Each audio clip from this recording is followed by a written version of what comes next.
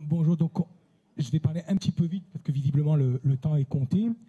Donc merci d'abord à monsieur le directeur de m'avoir invité, hein, c'est toujours un plaisir. Je vois qu'aujourd'hui l'audience est très nombreuse, il y a même du monde dehors pour attendre.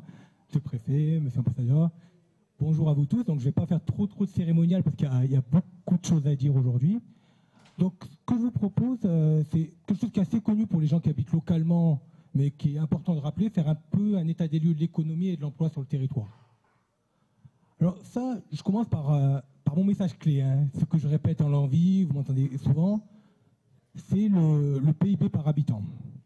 Et en particulier, ce message assez fort de considérer Mayotte comme riche parmi les pauvres et pauvre parmi les riches. Donc Mayotte, dans son univers européen, c'est un territoire pauvre, parmi les plus pauvres d'Europe. Le PIB par habitant est 3,6 fois plus faible que celui de la France, un peu plus de 2 fois inférieur à la moyenne des autres départements d'outre-mer. Mais dans le même temps, c'est plus de 10 fois celui des Comores et plus de 20 fois celui de Madagascar. Donc ça, c'est un élément qu'il faut toujours garder en tête. On est dans une zone géographique de pauvreté, mais dans un environnement juridique de richesse. Et quand on regarde, hein, vous, monsieur le président l'a cité, on est sur une croissance économique, on part de loin, mais sur une croissance économique importante. On a une croissance qui, entre 2000 et 2015, hein, si je ne rentre pas dans le détail, se situe toujours autour de 7%. Donc une croissance de richesse qui est conséquente et qui, normalement, doit conduire à un développement de l'économie et à un développement de l'emploi. Malgré tout, dans cette économie en fort développement, qu'est-ce qu'on voit? C'est que la balance commerciale se détériore. Qu'est-ce que ça veut dire, plus simplement? C'est qu'on est une économie de forte importation, de plus en plus. Et on produit de moins en moins de choses localement et on en importe de plus en plus. Et évidemment, il y a une question de création de filières, de développement des économies qui se joue sur ce développement de richesse. Et pourtant, vous savez, on est toujours un peu défaitiste à Mayotte, mais le revenu des ménages a doublé en 10 ans. Donc on est une situation de pauvreté, mais dans une dynamique d'enrichissement. Donc il faut le garder en tête. Là, on est dans un forum économique de développement du territoire. On est quand même sur des indicateurs qui sont plutôt au vert, en sachant qu'évidemment, le retard structurel pris avec l'Europe est quand même conséquent. Et quand on regarde, pour venir un peu dans le vif du sujet, c'est un message qu'on répète à l'envi, les moteurs aujourd'hui de la croissance de richesse à Mayotte, ce sont la valeur ajoutée de l'administration publique, donc l'administration dans sa globalité, et la consommation des ménages. Et il y a un véritable enjeu à ce que le secteur productif crée plus de richesse. Quelques indicateurs sont orientés au vert, mais pas suffisamment. Donc l'enjeu pour le territoire de Mayotte semble clairement la création de richesse du secteur productif. On a eu une publication assez large qui montrait que l'emploi était majoritairement dans le secteur non marchand actuellement à Mayotte. Et évidemment, l'un des enjeux, c'est de rééquilibrer un peu l'économie sur ce point. Et quand on regarde un peu le détail dans ce secteur marchand, hein, ça rejoint ce que vous avez dit précédemment, on voit que c'est le commerce qui crée la majeure partie de la valeur ajoutée. Un petit peu l'industrie et beaucoup la construction. Construction, on voit pourquoi, évidemment, vu les projets structurants du territoire. Et il y a beaucoup de secteurs à Mayotte qui aujourd'hui sont peu ou pas du tout développés. Et évidemment, il y a une vraie question sur le territoire de Mayotte de permettre de créer une économie marchande, mais dans l'ensemble des secteurs que l'on connaît par ailleurs. Aujourd'hui, on est beaucoup dans une tertiarisation, avec le commerce qui est très présent, mais on sent bien qu'il y a un manque de création de filières, d'autres éléments qui permettraient en fait d'avoir une économie plus harmonieuse et sortir aussi de cette économie informelle. Aujourd'hui, sur le territoire de Mayotte, 2/3 des entreprises ne déclarent pas d'alias fiscales, mais ce n'est pas ça le vecteur de la création de richesse. Beaucoup d'entreprises dans l'informel, mais qui ne créent que 9% de la richesse. Donc on voit bien que la constitution du territoire, son développement, il est assis sur ces développements marchands et cette multiplicité sectorielle. Bon, je vais un peu vite, excusez-moi, parce qu'on m'a mis la pression. Et pourquoi on veut faire de l'économie? Il y a une raison, hein, évidemment. La question de fond, c'est l'emploi. Il y a évidemment le développement économique qui se porte sur tous les aspects, mais la question de fond du territoire, et la question qui commence à être de plus en plus prégnante, c'est l'accès à l'emploi de l'ensemble de la population. Et on vous a parlé du secteur marchand, mais on a identifié un autre levier important. Mon prédécesseur parlait de levier, c'est la formation. Et aujourd'hui, la population, on la considère pas assez formée, très éloignée des standards que l'on connaît par ailleurs. en métropole ou dans les autres départements d'outre-mer. Donc quand vous regardez 2018, on voit que 70% de la population à Mayotte n'a pas de diplôme qualifiant. Une partie d'entre elles n'ayant jamais été scolarisée. Évidemment, ça c'est un vecteur négatif au développement. Et donc il y a beaucoup de levées d'action qui doivent être menées pour permettre d'avoir la main-d'œuvre nécessaire pour un développement de l'économie. Alors point positif, c'est que quand on regarde les plus jeunes, parmi les 25-34 ans, nés à Mayotte, 72% sont diplômés. Donc il y a une tendance à inverser cet état de fait, mais on est encore quand même assez éloigné de l'objectif à atteindre en termes de qualification de la population. Et c'est important, alors je vais insister un peu sur ce point, c'est important, et ça c'est quelque chose qu'on répète à l'envi, et c'est assez étonnant même, c'est qu'à niveau de diplôme équivalent, l'insertion à Mayotte est équivalent à la France métropolitaine.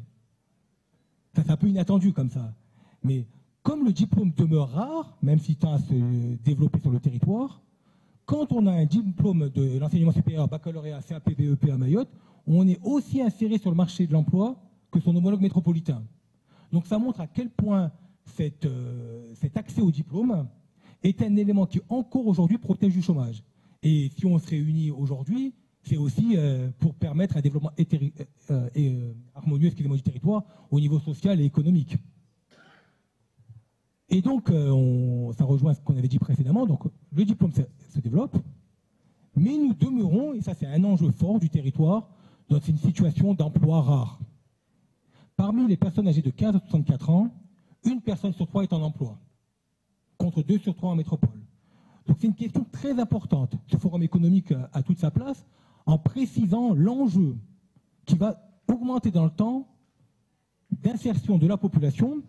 Et on a cité un chiffre très important dans notre publication précédente, c'est qu'on a à Mayotte, parmi les moins de 30 ans, 25 000 donc jeunes qui ne sont ni en emploi ni en formation. Alors vous voyez, il y a des petits phénomènes de délinquance en ce moment, il se passe quelques éléments à Mayotte. Gardez à l'esprit quand même ce chiffre conséquent de 25 000 jeunes qui sont ni en emploi ni en formation actuellement. Et donc évidemment, cette question de l'insertion sur le marché de l'emploi, c'est une question qui est déterminante dans le développement du territoire, ce qui replace totalement le contexte de ce forum économique. Enfin, une petite carte pour terminer. Alors, dans le développement économique du territoire, il nous a semblé aussi important de parler de la localisation de l'emploi à l'intérieur et des flux domicile-travail. Alors, vous le voyez, chacun d'entre vous, il y a de plus en plus d'embouteillages à Mayotte. Et on a une situation en fait de développement de l'économie très centralisée sur la commune de Mamoudzou, qui concentre plus de la moitié de l'emploi. Malgré tout, il y a un petit phénomène là, en émergence. On voit qu'il y a 4 communes autres, Koungou, Dembéni, Ouangani et Chirongui, qui ont créé sur place beaucoup d'emplois au cours des 5 dernières années. Mais cet emploi, et ça c'est l'une des particularités du territoire, est majoritairement occupé par des personnes ne résidant pas dans la commune. Un peu comme Mamoudzou, mais en version plus petite. Et on a le cas extrême de Ouangani, où 2 tiers des emplois sont occupés par des habitants de communes avoisinantes. Et en particulier un grand flux de Chiconi et Sada vers Ouangani.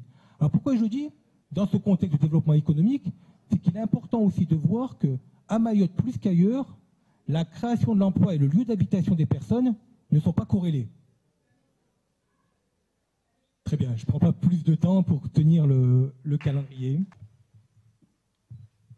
Il va davantage porter sur le contexte de convergence, document que nous avons travaillé, comme l'a dit le préfet, entre l'État, le conseil départemental, les collectivités locales et en particulier les intercommunalités, les 3 intercommunalités de Mayotte, à savoir la Petite Terre, la communauté de communes de la Petite Terre, la communauté des communes du Sud, la communauté des communes du Centre-Ouest, ainsi que la communauté d'agglomération de Dembéni Mamoudzou.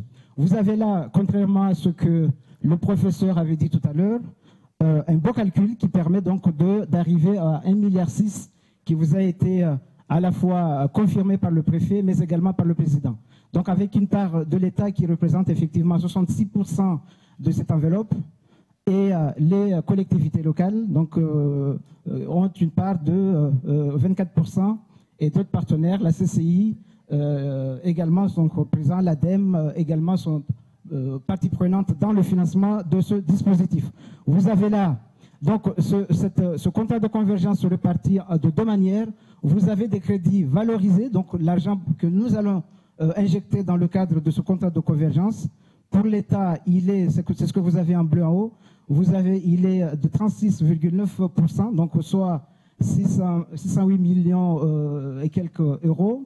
Et puis vous avez des crédits valorisés. Donc c'est de l'argent que nous avons déjà, au même titre que le département, mais également les collectivités. Donc ce sont des actions, des projets que nous avons déjà investis, que nous considérons importants, qui doivent être valorisés dans le cadre de ce dispositif. Donc vous avez là la part à la fois de l'État, mais également celle de l'État et du département, pardon. Et le chiffre, comme vous l'avez vu, on arrive toujours à ces 1,6 milliard. Nous avons là la répartition par thématique. Je ne vais pas rentrer encore une fois dans les détails parce que le temps le temps qui nous est imparti est très allégé. Donc vous avez une grosse part qui représente donc les 16%. Vous avez tout ce qui a trait au PGTD. Donc le PGTD, entendez-vous par là, c'est le plan global des transports et déplacements. Donc c'est l'axe, l'outil indispensable qui va permettre, je pense, et nous l'espérons tous, de résorber les problématiques de déplacement, d'embouteillage à Mayotte, qui gangrènent un peu la vie quotidienne des Mahorais. Et donc nous espérons, à travers cet outil-là, mettre en place les caribus, mettre en place également les pôles d'échange multimodaux. Donc il y en a 4 définis à Mayotte qui vont permettre de stocker les voitures dans différents coins de l'île et emprunter donc les bus qui seront donc mis en place pour pouvoir arriver à Mamoudzou tranquillement. Donc en fait, l'objectif de ce plan est vraiment de permettre en tout cas aux usagers de laisser leurs véhicules dans ces différents pôles d'échange et d'emprunter donc les transports en commun qui vont être mis en place sur ce réseau. Et puis un des axes forts, c'est bien sûr le logement et la requalification urbaine qui représente quand même 13% de cette enveloppe, donc soit 220 millions d'euros. Un axe important, le préfet l'a dit tout à l'heure, la santé qui est de 13%. Et quand on parle de la santé, vous avez l'extension du CHM, vous avez également les différents PMI, donc, qui vont être, nous avons de mémoire une dizaine de PMI à construire sur l'ensemble du territoire. Et donc cette enveloppe, effectivement, est extrêmement importante et il en va de soi pour la santé des habitants de Mayotte. L'eau également, sujet d'actualité, est également important puisqu'elle représente, ainsi que l'assainissement, 7% de cette enveloppe. Bon, je ne citerai pas effectivement les infrastructures sportives pour lesquelles effectivement le département a une part importante.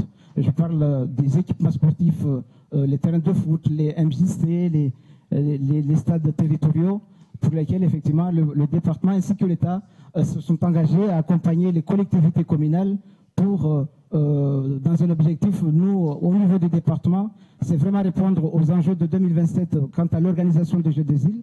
Donc notre objectif premier, à ce niveau-là, c'est vraiment d'impulser cette dynamique pour que Mayotte puisse organiser en 2027 les Jeux des îles de l'océan Indien. Donc notre accent à ce niveau-là est vraiment de mettre notre poids pour toutes les demandes en vue justement de construire des équipements pouvant répondre à ce dispositif. Naturellement, la formation professionnelle, le président tout à l'heure l'a dit à travers le schéma SRDZ, qui est un des axes forts et une compétence propre du département, il va également jouer un rôle important. Et je profite de cette occasion pour rassurer le président de la CCI tout à l'heure. Dans le cadre de la prochaine session plénière qui est prévue ce vendredi, le département, Monsieur le Président, va inscrire quelque chose comme 2,6 millions. C'est l'argent qui est consenti dans cette enveloppe. Nous allons l'inscrire dans la réalisation de la technopole d'Embéni.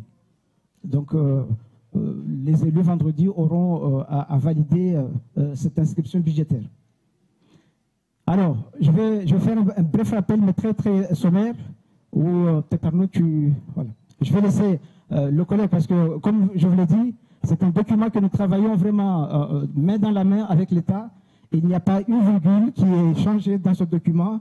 Il n'y a pas un pas qui est effectué dans ce document sans que nos deux services respectifs du SGAR et du département ne se soient mis d'accord pour avancer ensemble. Je vous remercie. Excusez-moi pour la brièveté de cette intervention. Oui, bonjour à tous. Bonjour à tous. En fait, je souhaitais, alors je sais que le temps est compté, donc je voulais vous donner une information. Donc j'ai 5 minutes, très bien. L'année dernière, lors du premier forum économique, j'étais également intervenu avec des confrères pour vous expliquer dans quelle mesure les experts comptables de Mayotte pouvaient apporter leur contribution à vous aider pour créer votre entreprise, vous aider donc au niveau juridique, au niveau social, parce qu'on sait qu'au niveau social, nous avons encore des particularités ici à Mayotte, au niveau fiscal également, pour vous aider à monter vos dossiers de défiscalisation ou pour obtenir des subventions. On nous avait reproché que finalement, les porteurs de projets n'avaient pas eu le temps de rencontrer les experts comptables. Donc cette année, avec donc l'accord des organisateurs, on vous propose une permanence qui se tient donc à la salle DRH ce matin, mais également demain matin, de 9h à 12h30. Et nous serons quelques experts comptables à vous recevoir pour pouvoir répondre à toutes vos questions.